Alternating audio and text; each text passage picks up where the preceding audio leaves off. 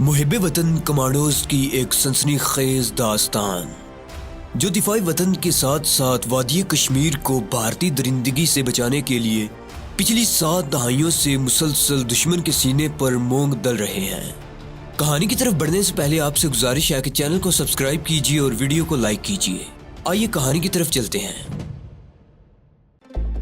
اس بیان کی روشنی میں سول اور ملٹری کی انٹیلیجنس ہماری تلاش میں شہر کی ناکہ بندی کر دے گی۔ عمران نے کہا، فکر کی بات نہیں ہے، پولیس ہماری تلاش نہیں کر سکے گی۔ جبران بولا، لیکن ہمیں احتیاط کے طور پر یہ ترشول اور سادھوؤں والا لباس یا تو جلا دینا چاہیے اور یا کسی جگہ زمین میں دبا دینا چاہیے۔ عمران کہنے لگا، اس کی ضرورت نہیں ہے جبران بھائی، دلی بہت بڑا شہر ہے، یہاں ہزاروں کی تعداد میں جوگی سادھو پھرتے رہتے ہیں، انٹیلیجنس والے کس کس کو پکڑیں گے؟ ہمیں حاجی صاحب کا انتظار کرنا ہوگا۔ کانوائی کی تباہی کی خبر شہر میں جنگل کی آگ کی طرح پھیل گئی ہوگی۔ حاجی صاحب کو بھی علم ہو گیا ہوگا کہ ہم نے اپنا کام کر دیا ہے، وہ بہت جلد ہم سے رابطہ قائم کریں گے۔ دوپہر کے قریب بوڑھا چوکیدار آ گیا۔ عمران اور جبران نے اپنے مڑے ہوئے سروں پر صافے باندھ رکھے تھے۔ بوڑھے چوکیدار نے بتایا کہ غازی آباد میں اسلحہ سے بھری ہوئی فوجی ٹرین کو آگ لگ گئی ہے اور 200 فوجی مارے گئے ہیں۔ غازی آباد کا آدھا اسٹیشن تباہ ہو گیا ہے۔ عمران اور جبران خاموشی سے سنتے رہے۔ عمران نے کہا، کسی فوجی نے بے احتیاطی سے جلتا ہوا سگریٹ پھینک دیا ہوگا۔ بوڑھا چوکیدار بولا، لوگ کہتے ہیں جی کہ یہ کام کشمیری مجاہدین کا ہے، اسلحہ والی گاڑی انہوں نے اڑائی ہے، کہتے ہیں بڑے لوگ مارے گئے ہیں۔ غازی آباد میں تو فوج نے کرفیو لگا دیا ہے۔ شام ہونے سے ذرا پہلے حاجی صاحب آ گئے، کہنے لگے، مبارک ہو، تم لوگوں کا منصوبہ کامیاب ہو گیا۔ کوئی کہتا ہے غازی آباد پر فوجی گولہ بارود کا ذخیرہ پھٹ گیا ہے، کوئی کہتا ہے گولہ بارود کشمیر لے جانے والی گاڑی اسٹیشن پر آ کر رکی ہی تھی کہ مجاہدین نے اسے دھماکے سے اڑا دیا۔ جتنے منہ اتنی باتیں، تم بتاؤ کیا ہوا تھا؟ عمران نے آہستہ سے کہا، بس جو کام ہم کرنے گئے تھے وہ پورا ہو گیا۔ فوجی کانوائے ہمارے اندازے کے مطابق غازی آباد اسٹیشن کے سامنے آ کر رک گیا۔ فوجی ناشتہ وغیرہ کرنے لگے اور ہم نے اپنی اسکیم پر عمل کرتے ہوئے ٹائم بم لگا دیے۔ حاجی صاحب نے باقی بچے ہوئے ٹائم بم عمران سے لے کر سنبھال لیے اور پوچھا، تمہارے سادھوؤں والے کپڑے کہاں ہیں؟ جبران نے کونے میں پڑی ہوئی گٹھڑی کی طرف اشارہ کیا۔ کونے میں دونوں ترشول بھی دیوار کے ساتھ لگے ہوئے تھے۔ عمران کہنے لگا، ان چیزوں کو فوراً کہیں غائب کر دیں۔ حاجی صاحب بولے، وہ تو میں غائب کر دوں گا، لیکن اس وقت تم دونوں کا دلی سے غائب ہونا بہت ضروری ہے۔ ایک اطلاع کے مطابق کانوائے کی 3 فوجی زخمی حالت میں ہسپتال میں پڑے ہیں۔ یقیناً ان فوجیوں نے تم دونوں کو دیکھ رکھا ہوگا کہ تم دونوں سادھوؤں کے بیس میں وہاں آئے تھے اور تمہارے جانے کے بعد وہاں دھماکے شروع ہو گئے۔ ملٹری انٹیلیجنس نے ان فوجیوں کے بیان کے مطابق تمہاری شکل کمپیوٹر پر بنا لی ہوگی اور شہر کی پولیس اور انٹیلیجنس کو تمہارے چہروں کے خاکے مل گئے ہوں گے۔ ہو سکتا ہے کہ آج شام کی ٹرانسمیشن میں ٹیلی ویژن پر بھی تمہارے چہرے لوگوں کو دکھا دیے جائیں اور انہیں ہدایت کی جائے کہ اس شکل و صورت کے آدمیوں کو جہاں دیکھو فوراً پکڑ کر پولیس کے حوالے کر دو۔ میں سمجھتا ہوں کہ تمہیں تمہاری شکل کی تشہیر سے پہلے دلی شہر سے نکل جانا چاہیے۔ حاجی صاحب کے دلائل بڑے معقول تھے۔ حاجی صاحب نے کہا، اس کی ایک ہی صورت ہو سکتی ہے کہ تم کسی طریقے سے اپنا منہ سر چھپا کر لاری اڈے پر پہنچو اور وہاں سے متھرا یا گوڑ گاؤں جانے والی کسی بھی لاری میں بیٹھ کر یہاں سے نکل جاؤ۔ وہاں سے آگے کوئی بھی ٹرین پکڑ کر بمبئی سٹار سیٹ کے پاس پہنچنے کی کوشش کرو۔ سٹار سیٹ تمہیں کچھ دنوں کے لیے غائب کر دیں گے۔ حاجی صاحب نے عمران کو 100 روپے کے 5 نوٹ دیے اور یہ کہہ کر چل دیے کہ وقت ضائع نہ کرو اور بس یہاں سے چل پڑو۔ املی والی پہاڑی کے پاس لاریوں کا اڈا ہے، وہاں سے متھرا اور گوڑ گاؤں کی طرف لاریاں چلتی رہتی ہیں۔ دن کے 11 ساڑھے 11 کا ٹائم تھا۔ حاجی صاحب جا چکے تھے۔ ابھی گرمیوں کا موسم پوری طرح سے شروع نہیں ہوا تھا، ہلکی سردی پڑ رہی تھی۔ کمانڈو عمران اور جبران نے عام لباس یعنی قمیض پتلون پہن رکھی تھی۔ جبران نے کوٹ پہن کر سر پر گلو بند لپیٹ لیا۔ کمانڈو عمران نے قمیض پتلون کے اوپر گرم چادر اوڑھ لی اور سر پر رومال لپیٹ لیا۔ سب سے زیادہ انہوں نے اپنا منڈا ہوا سر ہی چھپایا تھا۔ اس طرح وہ حاجی صاحب کے پلاٹ والے کمرے سے نکل کر سڑک پر جانے کی بجائے پچھلی طرف والے میدان میں ہو گئے۔ یہاں سے وہ ایک نئی کالونی کے چوک میں آ گئے۔ یہاں سے انہوں نے رکشہ لیا اور املی والی پہاڑی پہنچ گئے۔ وہاں لاریوں کا اڈا تھا جہاں سے متھرا اور گوڑ گاؤں کی طرف لاریاں چلتی تھیں۔ ایک لاری ان کے پہنچنے سے پہلے نکل چکی تھی، دوسری لاری آدھ گھنٹے بعد جا رہی تھی۔ دونوں اس میں بیٹھ گئے۔ سب لوگ غازی آباد والے دھماکے پر تبصرہ کر رہے تھے۔ کوئی کہہ رہا تھا کہ یہ تخریب کاروں کا کام ہے، کوئی کہتا تھا کہ کسی نے غلطی سے بارود والے ٹرک میں جلتا ہوا سگریٹ پھینک دیا تھا۔ عمران اور جبران الگ الگ سیٹوں پر ایک دوسرے سے الگ ہو کر بیٹھے تھے اور سب کی باتیں خاموشی سے سن رہے تھے۔ لاری متھرا جا رہی تھی۔ متھرا بھارت میں مندروں کا شہر ہے، بڑے مندر ہیں وہاں۔ ایک روایت کے مطابق کرشن کنیا اس شہر کے کھیتوں، تالابوں اور گلیوں میں گوپیوں کے ساتھ کھیلتے رہے تھے۔ متھرا سے انہیں بمبئی جانے والی ٹرین مل گئی۔ वो दूसरे दिन सूरज गरूब होने से जरा पहले बम्बई पहुंच गए। बम्बई में स्टार सेठ के ऑफिस जाने के बजाय इमरान ने उन्हें लोकल टेलीफोन बूथ से फोन पर अपने आने की इत्तला दी। स्टार सेठ ने कहा, तुम लोग रेस्ट हाउस पहुंचो, मैं आ रहा हूं। टैक्सी लेकर दोनों कमांडो दोस्त स्टार सेठ के रेस्ट हाउस पहुंच गए। यहाँ उन्होंने मुंह हाथ धोया। बूढ़े मुलाजिम ने चाय बनाकर दी। कुछ देर बाद स्टार सेठ भी आ गया। गाजी आबाद वाले हादसे की खबर उन्होंने सुन ली थी। उसने आते ही मुस्कुराकर इमरान और जबरान की तरफ देखा और कहने लगे, ये काम तुम्हारे सिवा और किसी का नहीं हो सकता। बहरहाल मुबारक हो, मुझे बड़ी खुशी हुई है। भारत सरकार ने कानवाय की तबाही की खबर को छुपाया है और यही कहा है कि फौजी ट्रकों में मिट्टी का तेल और पेट्रोल जा रहा था कि आग लग गई। लेकिन सबको मालूम हो गया है कि ये फौजी कानवाय था।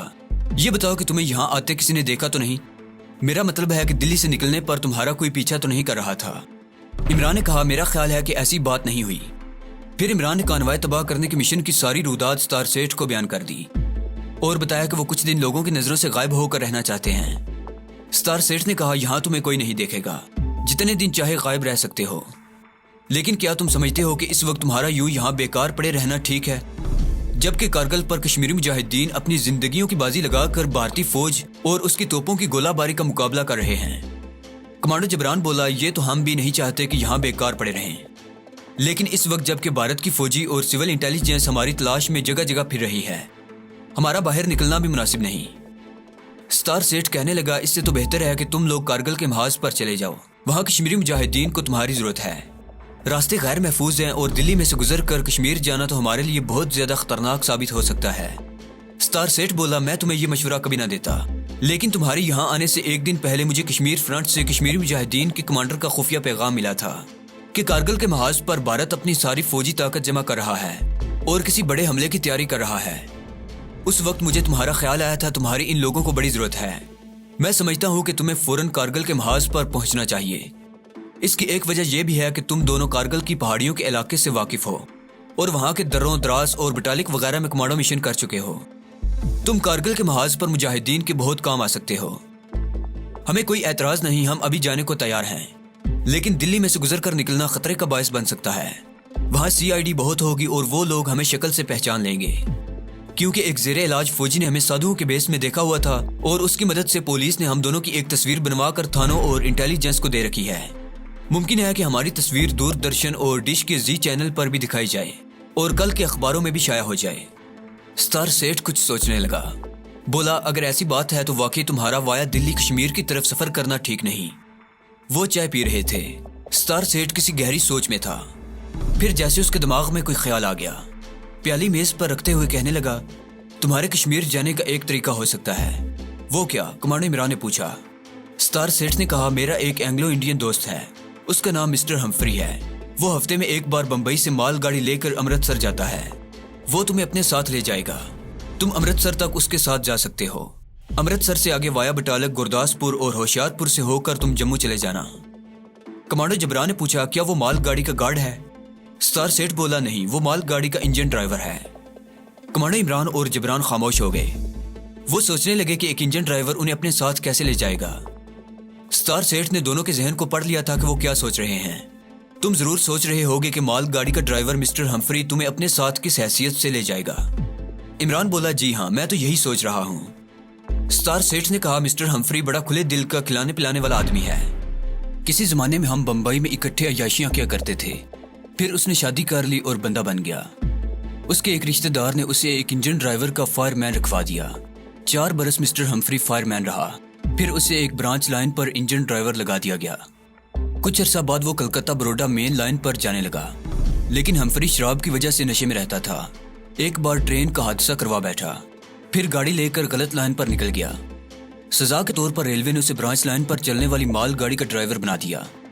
3 साल तक वो ब्रांच लाइन पर इंजन चलाता रहा। आजकल mister Humphry main line Amritsar, Bombay और बंबई से अमृतसर की लाइन पर माल गाड़ी लेकर आता जाता है। रेलवे के महकमे ने उसकी सजा तो माफ कर दी है और मिस्टर हम्फ्री भी ड्यूटी पर शराब नहीं पीता, लेकिन इसके बावजूद रेलवे का महकमा उसे मुसाफिर गाड़ी का इंजन ड्राइवर लगाने का खतरा मोल नहीं लेना चाहता था। ये हम्फ्री की बैकग्राउंड है। मेरा हमनवाला रहा है। मैं उसे तुम्हारे बारे में असल बात तो नहीं बताऊंगा, सिर्फ इतना ही बताऊंगा कि तुम लोग शराब की स्मगलिंग के सिलसिले में पुलिस को मतलूब हो। मिस्टर हम्फ्री तुमसे मिलकर बड़ा खुश होगा, क्योंकि वो खुद भी स्मगलर रह चुका है और शराब ही स्मगल किया करता था। وہ شراب کو اسمگل کرنا کار خیر سمجھتا ہے. اس اعتبار سے تم ہمفری کے ساتھ بالکل محفوظ رہو گے اور وہ تمہیں اپنی حفاظت میں امرتسر پہنچا دے گا. کمانڈر عمران اور جبران کو یہ تجویز مناسب لگی. جبران نے کہا کیا ہم مسٹر ہمفری سے یہاں پہلے نہیں مل سکتے؟ ستار سیٹھ نے کہا نہیں، میں اسے یہاں نہیں لا سکتا. ویسے میں اسے سب کچھ بریف کر دوں گا، اسے تمہارے بارے میں سمجھا دوں گا اور تم اسے ریلوے اسٹیشن پر ہی ملو گے. میں خود تمہیں ساتھ لے کر بوری بندر اسٹیشن جاؤں گا. وہ بمبئی کے بوری بندر اسٹیشن سے مال گاڑی لے کر چلتا ہے. عمران نے پوچھا وہ کس روز جانے والا ہے؟ ستار سیٹھ بولا یہ میں سب کچھ پتا کر کے تمہیں بتا دوں گا. مجھے یقین ہے کہ مسٹر ہمفری کے ساتھ تم بالکل محفوظ رہو گے. وہ تمہیں پولیس کی نظروں سے دور رکھنے اور چھپانے کی پوری کوشش کرے گا. دوسرے روز ستار سیٹھ رات کو کھانے کے ٹائم پر ریسٹ ہاؤس آ گیا. اس نے ٹیلی فون کر کے کمانڈر عمران کو بتا دیا تھا کہ وہ کھانا ان کے ساتھ ہی کھائے گا. ستار سیٹھ نے بتایا کہ اس نے مسٹر ہمفری سے ساری بات کر لی ہے. پھر ہنستے ہوئے کہنے لگا یار ہمفری نے جب سنا کہ اسے شراب کے 2 اسمگلروں کو پولیس کی نگاہوں سے بچا کر امرتسر تک لے جانا ہے اور شراب کے اسمگلر میرے دوست بھی ہیں تو وہ خوش ہوا. کہکا لگا کر بولا ستار سیٹھ مجھے اس قسم کے کام کہا کرو. شراب کے اسمگلر تو میرے بھائی ہیں، تمہارے وہ دوست ہوں گے لیکن میرے وہ بھائی ہیں. تم فکر ہی نہ کرو، پولیس کی ایسی کی تیسی. دونوں اسمگلروں کو اپنے ساتھ انجن میں ہی رکھوں گا اور اس طرح چھپاؤں گا کہ پولیس کا باپ بھی ان پر شک نہ کر سکے گا. بس تم رات کو انہیں لے کر بوری بندر پہنچ جاؤ. ستار سیٹھ نے بتایا کہ مسٹر ہمفری کل رات 9:15 پر مال گاڑی لے کر روانہ ہوگا. تم لوگ کل شام کے بعد تیار رہنا. میں ٹھیک 8:30 بجے رات تمہارے پاس پہنچ جاؤں گا. دوسرے دن ستار سیٹھ ٹھیک رات کے 8:30 بجے ریسٹ ہاؤس پہنچ گیا. کمانڈر عمران اور جبران دونوں پہلے سے تیار تھے. وہ کھانا وغیرہ کھا چکے تھے. ستار سیٹھ نے انہیں گاڑی میں بٹھایا اور بمبئی کے ریلوے اسٹیشن بوری بندر کی طرف روانہ ہو گیا. بوری بندر ریلوے اسٹیشن کے ریلوے یا روڈ والے ایک ویران سے پلیٹ فارم پر مسٹر ہمفری کی مال گاڑی لگی ہوئی تھی. ہمفری گاڑی کے انجن کے باہر لوہے کے سٹول پر بیٹھا چائے پی رہا تھا. سانولے رنگ کا اونچا لمبا ادھیڑ عمر کا آدمی تھا. سر درمیان سے گنجا تھا. اس نے نیلی قمیض اور نیلی پتلون پہن رکھی تھی. ستار سیٹھ کو دیکھ کر اٹھ کر ملا.